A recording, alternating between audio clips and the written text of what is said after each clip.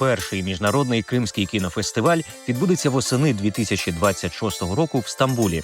Подія стане міжнародною платформою для фільмів про Крим і кримських татар, їхню історію, культуру, мову та сучасні виклики. Особливий акцент організатори роблять на збереженні як матеріальної, так і нематеріальної спадщини, яка внаслідок депортацій і вимушених міграцій опинилась під загрозою зникнення. Одна з цілей – зафіксувати цю пам'ять, зберегти та відстежити мистецьку та культурну пам'ять, водночас заохотити виробництво нових фільмів про кримсько-татарську культуру та Крим.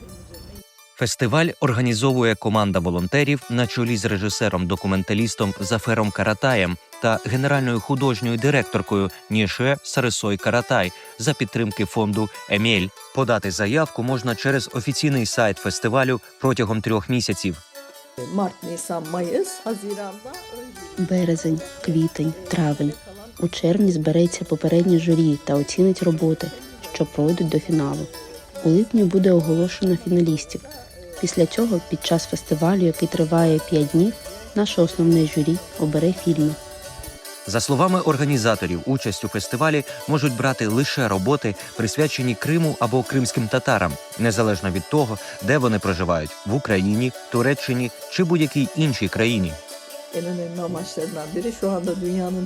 Одна з найважливіших цілей кінофестивалю – об'єднати людей, розкиданих по всьому світу. Через фестиваль визнати існування кіномистецтва та заохотити створення більшої кількості фільмів про них. По суті, ми прагнемо зробити його платформою, яка об'єднує людей, розкиданих по різних куточках. Фільм може бути будь-якою мовою, але обов'язково з турецькими та англійськими субтитрами. Конкурсна програма складається з 3 номінацій. По-перше, це короткометражні фільми до 35 хвилин. Ми трохи розширили рамки. Зазвичай це 15 хвилин. Але ми приймаємо фільми тривалістю до 35 хвилин для підтримки існуючих або майбутніх кінострічок. Щодо документальних фільмів, ми приймаємо фільми тривалістю до 70 хвилин. Ми також подумали про нову категорію. Оскільки стає важко думати про візуальні матеріали окремо від штучного інтелекту, уявляти візуальне виробництво, візуальні роботи. Тому ми створили номінацію штучного інтелекту. Вона буде призначена для фільмів зі штучним інтелектом, тривалістю близько 10 хвилин. Окрім кінопоказів, у межах фестивалю, який відбудеться з 16 по 20 вересня в Стамбулі, запланована виставка кримсько-татарської матеріальної культури від архівних документів до творів мистецтва і народних ремесел.